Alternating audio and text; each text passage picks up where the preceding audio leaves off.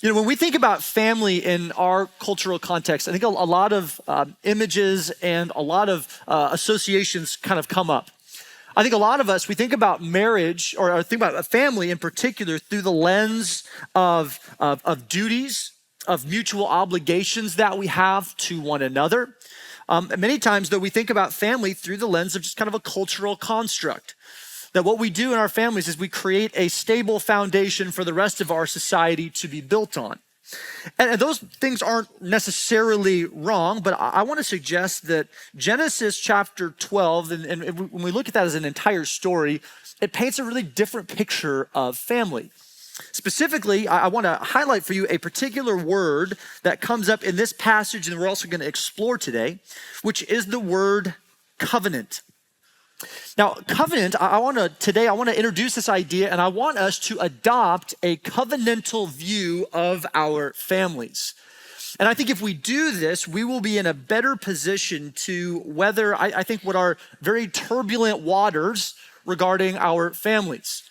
I think many of us, we look around at the state of at least the American family, even inside the church, and we understand that it is a pretty rough picture. Now, the question I would like to ask at the very outset is why do our families seem to be struggling like they are?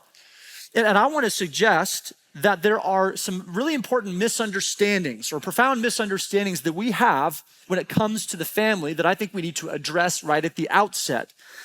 As we work through this today, I'm just going to preface this. We're going to talk a little bit more theoretical, but we're going to end in a way that I think is eminently practical. So stick with me because I think it'll be worth your time and attention.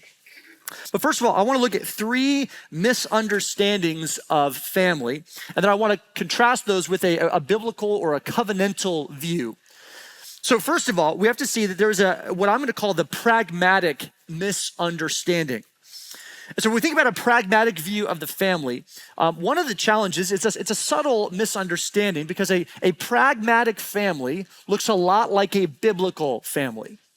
See, a pragmatic family is built on Judeo-Christian values. The pragmatist says that a traditional nuclear family, as we've understood it, it's good for society. It helps to propagate children. It transmits values. And it's a stable foundation that we can build our society on. None of those things, by the way, are a problem, except for the fact that it's not a strictly speaking Christian idea. So the pragmatic view wants good outcomes in terms of our families. They want stable homes and healthy children. And they want, in some ways, the fruit of Christianity, but it doesn't have a Christian root. And so it's a pragmatic view. And again, a lot of the ways it looks like a family, like a Christian family externally. But at the end, when we look closer, God is not a part of the picture. Then the next misunderstanding, which I think is especially prevalent for us, is the postmodern misunderstanding. Now, this comes from a relativist worldview, which is what postmodernism is. It rejects the idea that there can be such a thing as an ideal family. It tends to look at families and say, what is a family anyways? It oftentimes wants to redefine family based on whatever our experience might be. They say, well, after all, there is no normal family these days. And it's not like we're living in Mayberry anymore. And so we need to redefine or reimagine family to sort of fit the reality that we experience. And I could share with you some interesting anecdotes. You could read about a million blogs on the subject. But even in academic circles, what we're seeing in terms of the peer-reviewed scholarly work that's being done on family right now, it's all about rethinking or refiguring. I'm not going to share them with you, but I found about a dozen scholarly articles, and they almost all have re in their title. Rethink, redefine, reimagine, reinvent the family. And this is a postmodern impulse. We're saying, hey, you know what? At the end of the day, family is what you make it. Finally, we have probably the most problematic misunderstanding, which is I'm just going to call a pagan misunderstanding. Because we actually see right here, this is where the wheels start to fall off the family minivan. Because a pagan misunderstanding of family sees family itself as a problem. It actually sees family as an expression of oppression and the patriarchy, which must actively be dismantled and replaced. And if that sounds alarmist and inflammatory, I would say 10 years ago, I would say you might be true. However, some of these ideas, which I think are usually influenced by kind of Marxist ideology, they've actually become increasingly mainstream, where we look at the traditional nuclear family and we look at that as a problem that needs to be solved. And so I want to set all of those aside. I want to compare those to what I would call a covenantal understanding of marriage. Now, or a covenantal understanding of family, I should say. And this is a biblical view that I think we should adopt, because we have to see that it's based on a covenant. And now a covenant, when we think about covenant, it is likened to a promise. That's not a bad analogy. It's more than a promise, but it helps for us when we're just trying to get our minds around the idea. It's a spiritual covenant and bond that's made between God and humanity. And so it's a spiritual, unbreakable vow that creates a context for relationship. And I want us to think about covenant today, kind of like we do the fence in your backyard. Does anyone here have, like we all probably live mostly in kind of suburbia. Who here has a fence in your backyard that kind of, yeah, most of us? Okay, yeah. And so just think about this in spiritual terms. So what does that fence do for your family? It creates a boundary and a context in which your family can thrive. It helps us to understand kind of where our family ends and the next family begins. It helps to create a sense of safety, right? You can let your kids run around in the safety of your backyard. And so we see that, though we could push that analogy too far, we see that that's a good picture of what a spiritual covenant is regarding our family. It's like a fence that allows our families to thrive and to ultimately to do what God has told us to. And so when we have a covenantal view, we have to remember that it's a supernatural view of the family. It begins with God instituting family. So a family is what God says it is. A family is designed to do what God says it's designed to do. We see that it's guided by Holy Scripture, and it's even sustained by the power of the Holy Spirit. And so when we have a covenantal view of family, again, this is contrasting to these other different misunderstandings. And I would suggest that, again, right now we are something in like a collision of worldviews. Many of us we're striving towards a biblical worldview of family, yet we're also trying to engage with different postmodern ideas, with other misunderstandings. And I would suggest to you that right now, the Christian and the pragmatic view of family is not doing particularly well. Right? For a few thousand years, we've had the relative luxury of never having to worry about kind of defending or defining marriage or family. It's always been kind of the assumption. And yet now, when it comes to family, I feel like the Christian family is kind of like the French army in World War II. You know, it looks pretty strong, but as soon as resistance comes against it, it seems to just melt away. And we've seen time and time again where one way or another, a biblical understanding of the family has been slowly eroded. And I think one of the reasons is because as Christians, we even have some of these misunderstandings.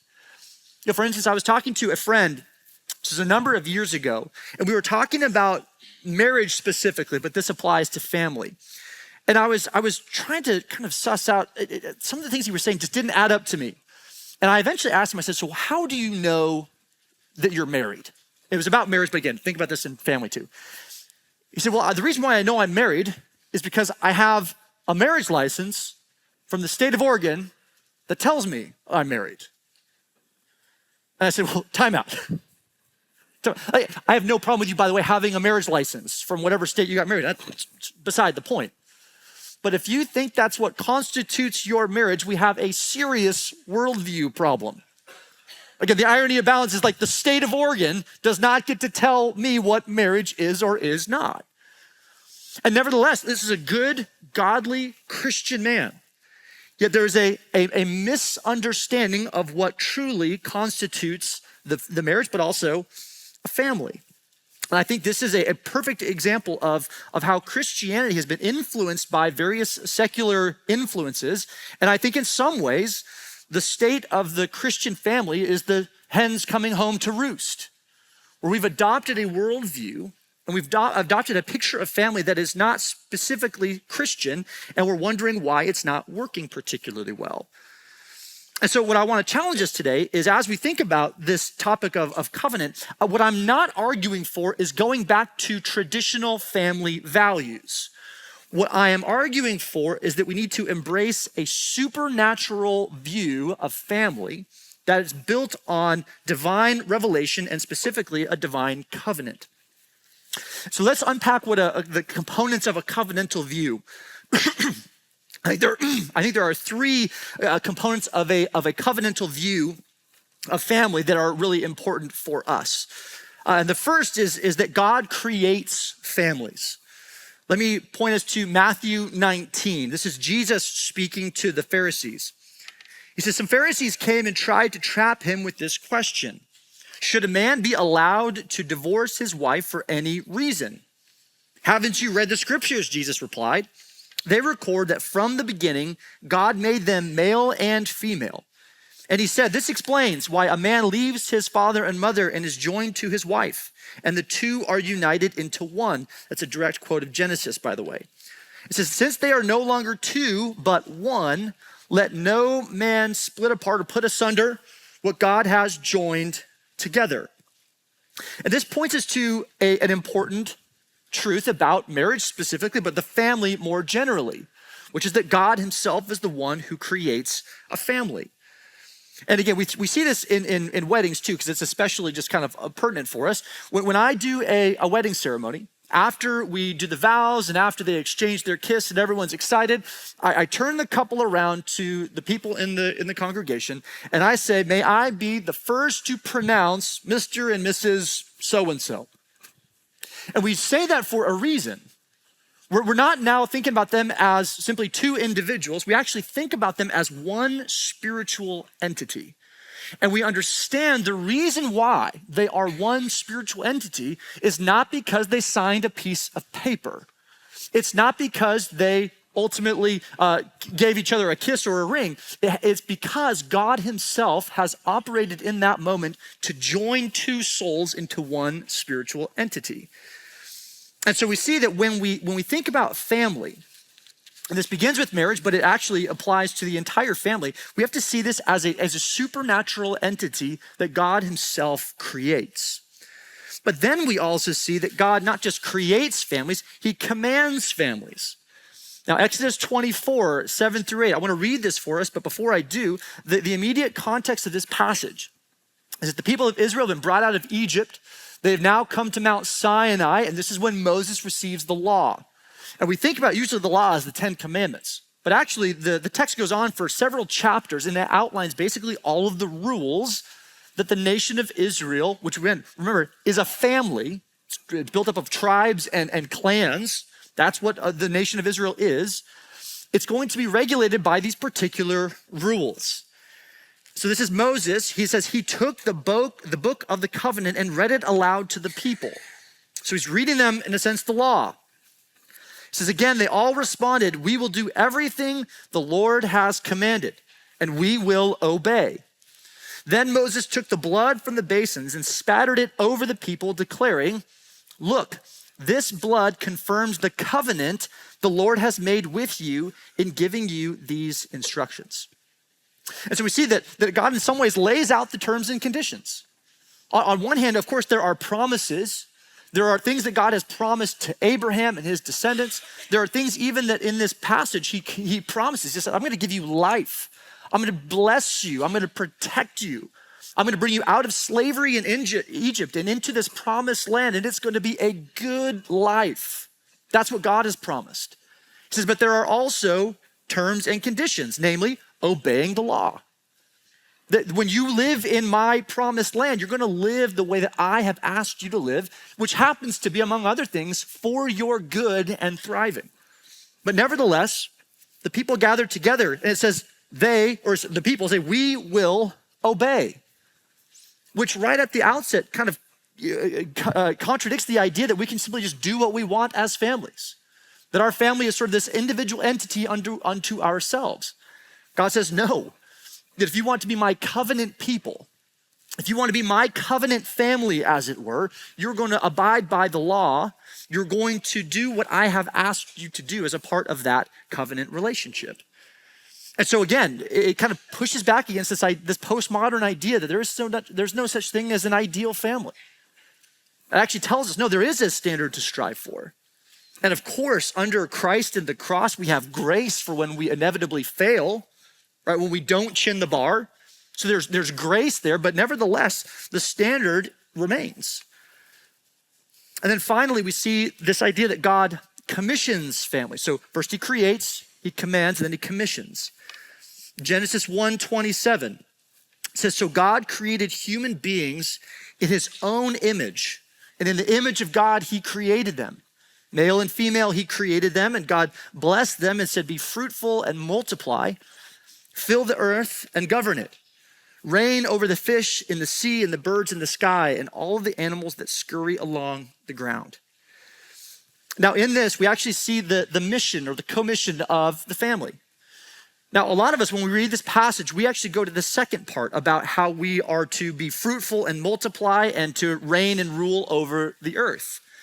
But I actually need to remember that this passage begins by talking about the fact that human beings are created in God's image. This is important. So when we are created, we are given God's image, and our responsibility, first and foremost, is to bear or to reflect that image out into the world. Right, and if we're thinking about this is Adam and Eve. They're placed in the garden. They're given God's image. And as they create, offspring, their job is to go beyond Eden and to take God's goodness and the goodness of Eden into the rest of the world.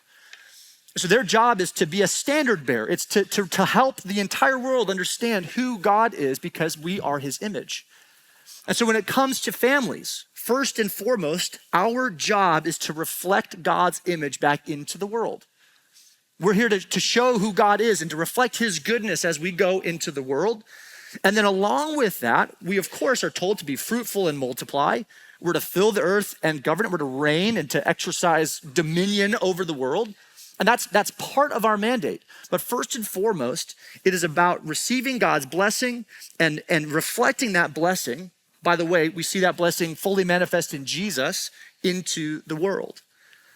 And so when we think about a biblical view or a covenantal view of the family, we have to understand God creates families, he commands families, and he commissions families.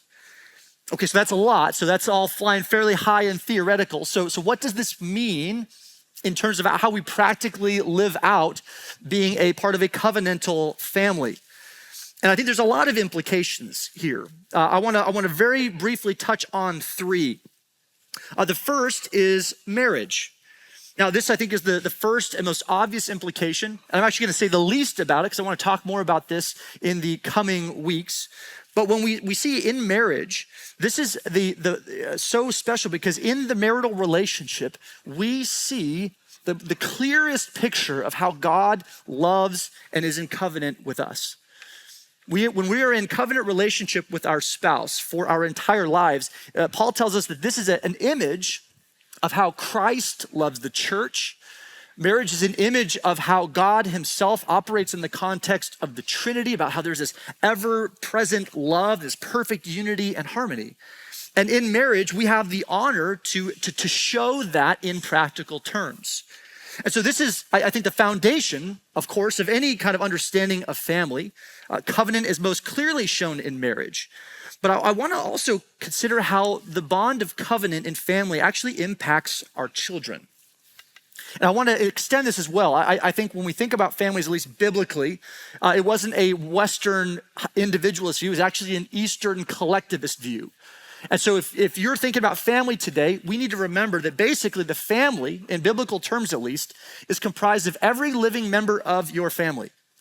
That from a grandparent or even a great-grandparent, you are still in some ways connected and overseeing your family. So I want to paint with a broad brush this morning. Because we see that when we understand a covenantal family, it doesn't just include a husband or a wife, but rather it talks about the entire household. And I think for evangelicals, especially again, Western-minded individualist evangelicals, this is a harder idea. And sometimes we even joke around, at least in my family, our boys will say something and I'll say, well, I'm not in covenant with you, I'm in covenant with your mom. I sometimes will jokingly, of course, I'll say, well, I didn't choose you, I chose mom. I'm in covenant with her. And though there's truth to that, I actually think that fails to meet the expectations of a truly biblical view of the household. Notice in Genesis 17, verse 7, God says this to Abram. He says, I will confirm my covenant with you. Okay, check. Okay, that makes sense, right? Because now we're like me and you, Abraham. But then your descendants after you, from generation to generation. And this is the everlasting covenant. I will always be your God and the God of your descendants after you. Now, this is a different idea. Again, we tend to think in highly individualistic terms of me and my personal relationship with the Lord. And we think about this as like, of course, we hope that our kids will have a similar relationship, but I'm not sure if that fully meets the biblical expectation or understanding.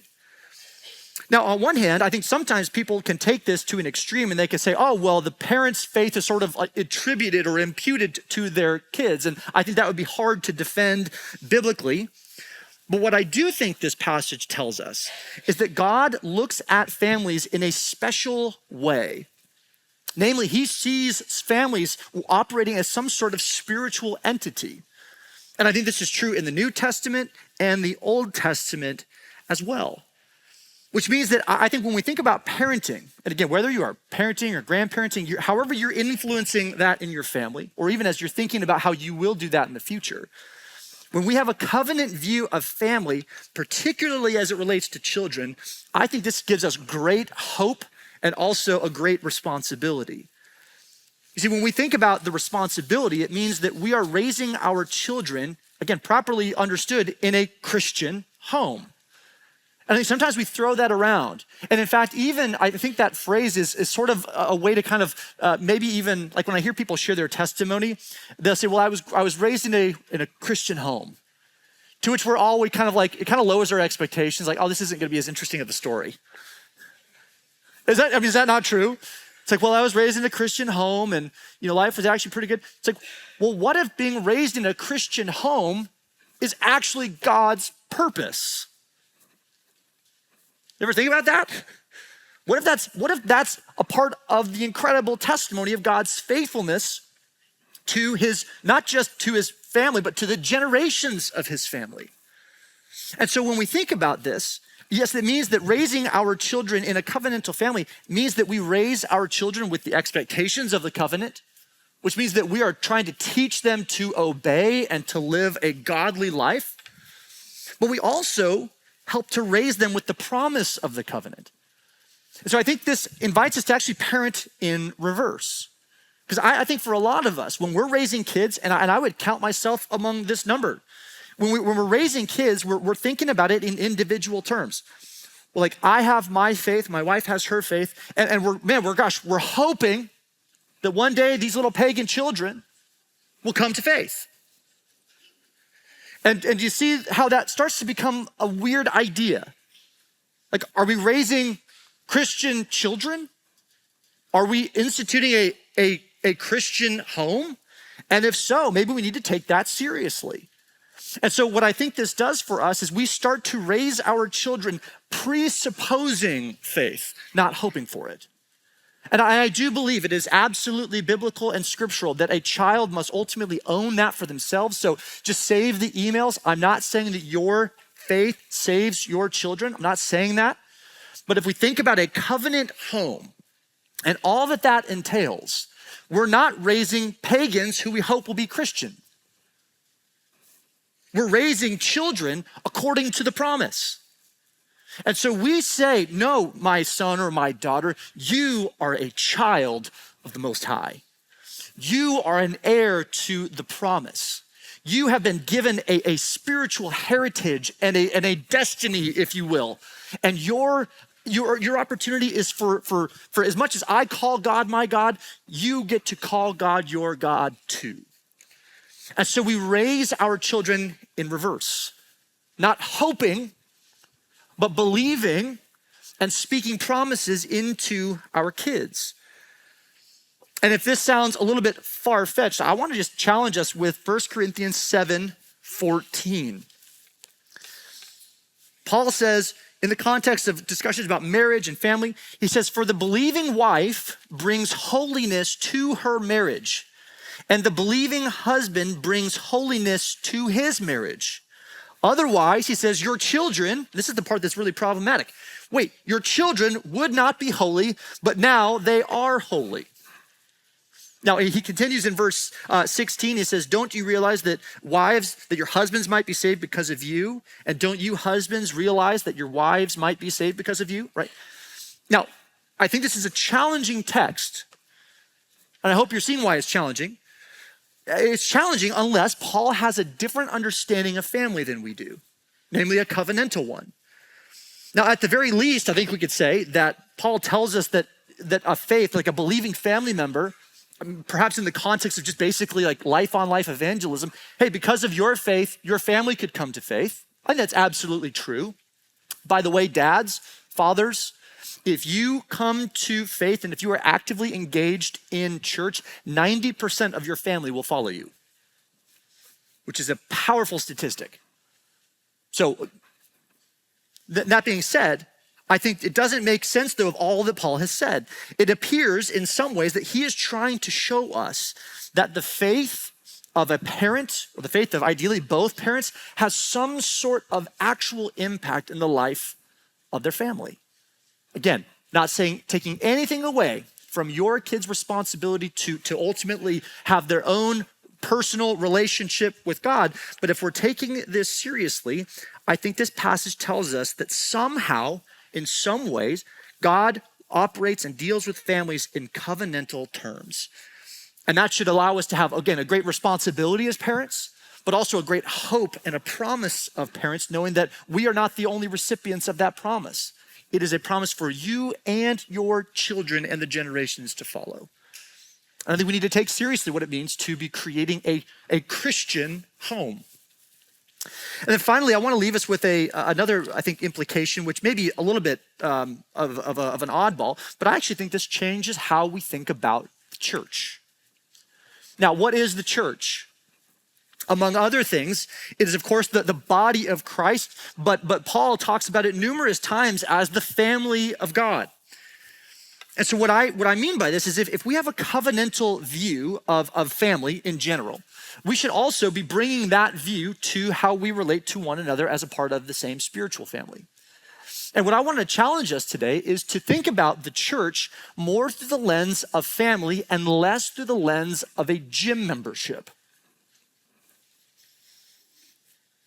You know, a lot of us, we relate to the local church oftentimes not unlike some sort of club.